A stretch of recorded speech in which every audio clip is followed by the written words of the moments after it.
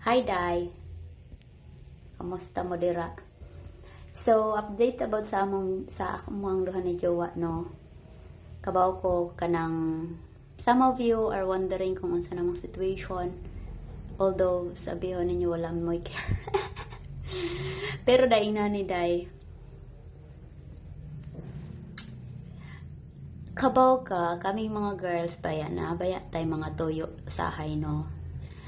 Kanang I know sad nga I'm so hard to handle most of the time kay murag feel na ko dai kanang result na siya sa kanang depression bitaw dai sa mga stress na among na sinati kay unang-una di ba LDR me and then we were so excited to be together na kay kapoy man sa dai kanang LDR dai niya kanang gusto sad ba na ako na maka-work ko sa ibang lugar niya si Jowa di sa siya ganahan nga kanang sige rami kanang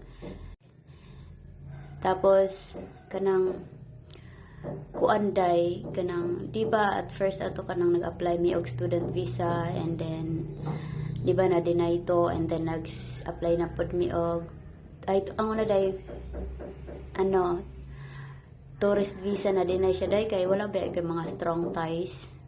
I did my best nga maka-provide og strong ties day pero weak siya day. Tapos ang gisabi sa immigration mag-overstay daw ko, no. So magastos siya kay nagbayad mi ato og ganang immigration consultant. Ang bayad na mo ato sa Maple Immigration was 3,800 something dollar. Kung i-convert siya, ambot lang kay 8 times nimo siya sa times 46 na sa mga ambot 50,000 plus ambot kamo na magkalkwenta na. Basta 3,846 siguro to. Kung ano na ang bayad na sa immigration. Ambot kay taga Canada man to ikuha dai man ang mahal kayo ang iyang bayad. Tapos kuan, di ba nagbayad pa mi sa student permit, nag-down mi sa tuition fee na ako gibayaran siya in full kay di man ko pwede mangayo og invitation tawagan na day basta letter from the head office ng school di ko mangayo pwede na mangayo kung dili fully paid ang tuition fee. So aside from that ibabayaran ang biometric, ang medical, minanaday niya syempre all the processes. Medyo naka-stress siya day and then di ba na depressed ko kanang kunyari ay kasi di ba nag-apply kami as kanang ang panduha ato day kay di ba nag-IELTS ko day nag-take og IELTS exam point 1 na lang jud ang kuwang day makapasa na ko. So anyway na-depress ko ato day kanang syempre gasto sa draba tapos ang mga pag-process mo ato sa mga offices sa immigration office sa Canada consulate ana. So fast forward na day nag-apply na sad mi og kanang permanent residency. Sabi ko, paano man ako magka-permanent residency nga? Wa pa man ko kataak og kanang Canada day inya. Wa pa pud ko kataak og ibang bansa day. Nasamay na ako nga very weak nga mga kanang kuan kanang application pero nag-hold on kami sa kanang kanang it's okay because di ba fiancé ko na siya supposedly ato nga time. I will let you know later. Sana mapanood nyo ang part 2 kay feel ko gamay na lang time. Taas kayang kwento. And then kanang di ba nag-apply na mi day gi-collect di ba sa pag mga sa immigration mag-collect daghan gid kay gipang screenshot na ko ng mga messages sa WhatsApp sa Facebook niya dagami kog account niya kun diin si Jowa mo text ako kailangan nako hanapan ng screenshot ko dito kay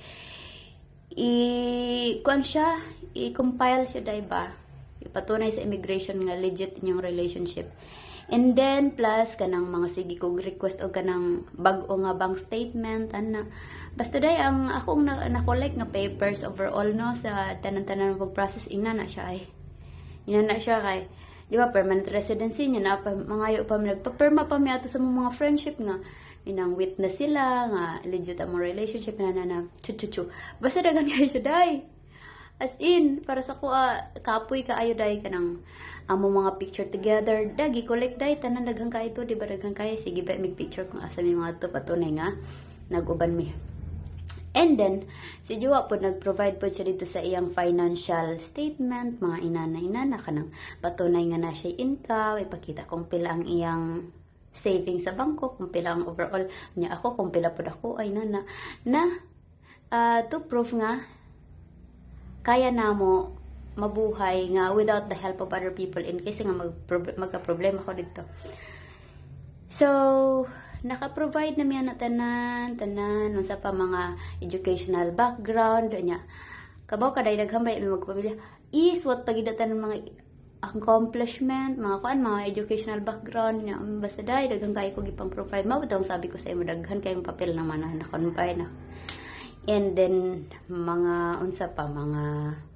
and then syempre na-excited na ko ato day kay gusto na gid ko mga to sa ibang bansa day nya kanang syempre kanang time nga kanang legit man pod ang among relationship nga dili man to gi-fake among mga feelings, dili pod gi-fake ang among, it's not because of money and jowa man pod, dili pod kanang ang iyang basta legit siya among pagka-relationship day, although at first kanang kuan siya dili normal among pag syempre day kay online dili ba na normal di pre sa mga lovers nga mag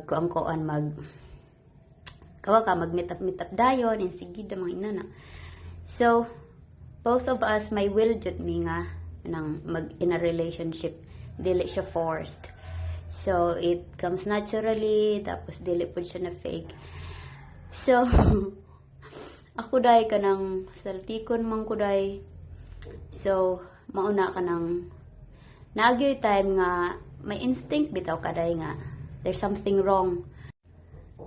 Bisan ba sabihin niya na there's nothing wrong man good, kasi naara siya sa iyang, nagsige lang siya panood TV, Pero at the back of your mind, ang imong instinct, nagi something wrong day nga mag-bother sa imo, tas i-confirm na ko sa iya.